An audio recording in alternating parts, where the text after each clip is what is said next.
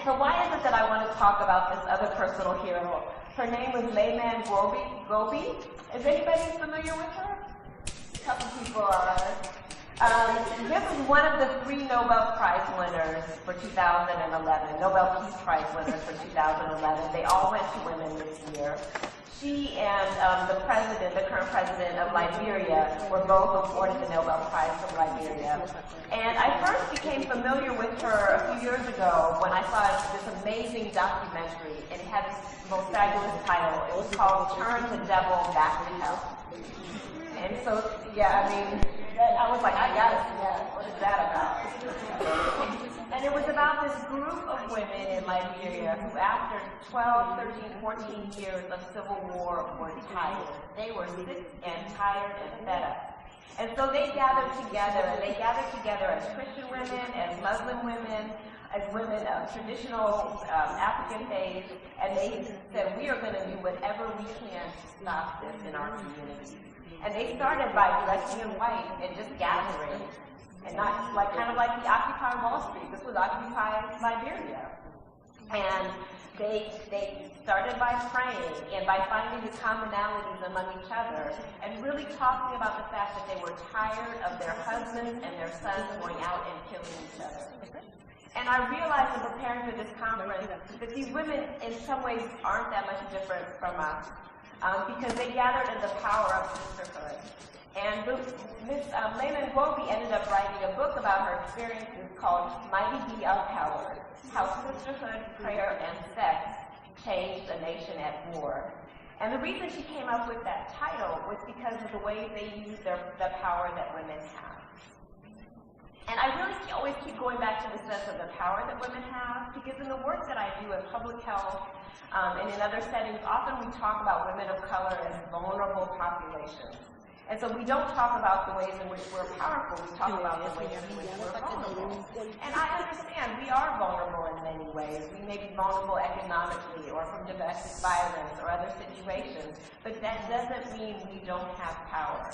If these women in sub-Saharan Africa can garnish the power that they have as women by having the strength to step forward, by gathering each other together as women, by praying, etc., then we certainly can. Because unfortunately, in many parts of sub-Saharan Africa, the ways in which women are affected by their status as women is much worse than it is here. And so, what was inspiring, and why the sex piece comes into this, was a couple of things that these women did. One, at one point, they threatened a sex strike. They're like, if you're going to go out there and cause all this mayhem in our community, you're not coming home and having sex with me. Now, my understanding is they didn't actually quite go through with it, but I think the threat, even just the threat, caused some pause in their community.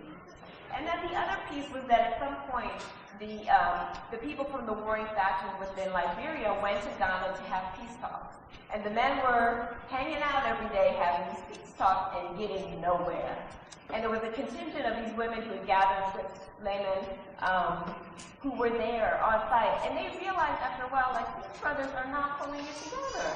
And they realized that for some of them, it was because they were actually better off taking out of these peace talks. Some of them had been in civil war for years, fighting in the jungle, and now they were at some hotel getting free breakfast every day, with air conditioning and heat or whatever. What motivation did they have to come to an agreement? And so the women gathered together and sat outside and said, you are not coming out. We are not letting you out of these doors until you figure something out. And at one point, they were going to come in and move them. And the women said, okay, I'm going to take off my clothes. I'm going to start taking off my clothes. And that freaks people out. Because in this culture, to see your mother naked is considered like the worst thing possible. And so when these older women were like, I'm starting to take off my clothes, the security guards who had been sent to move them were like, I ain't moving her. I need her to keep her clothes on. I'm not touching or moving her. And so eventually these brothers were like, okay, I guess we have to get serious about peace, because these women are not going to let us do something different.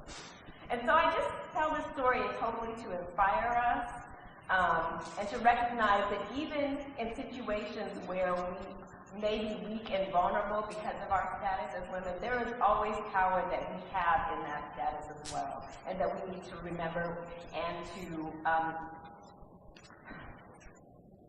pray for, talk to each other, figure out ways to use it to our good, to the benefit of ourselves as individuals and our communities. So I just want to say that we're all here as, in a certain way, as individuals, right? There's information, there's hopefully skill building, different things that you're going to gain from being here. But our real goal is that the work doesn't stop here. And so that as people go on to their breakout sessions and move on to different parts of the program, we're going to ask you to be thinking about action items and things that you're going to be doing both in your own lives and in your communities to bring what has been discussed here out to the wider community. And so that there's this ripple effect. It doesn't end here. It doesn't end with you. It goes beyond it.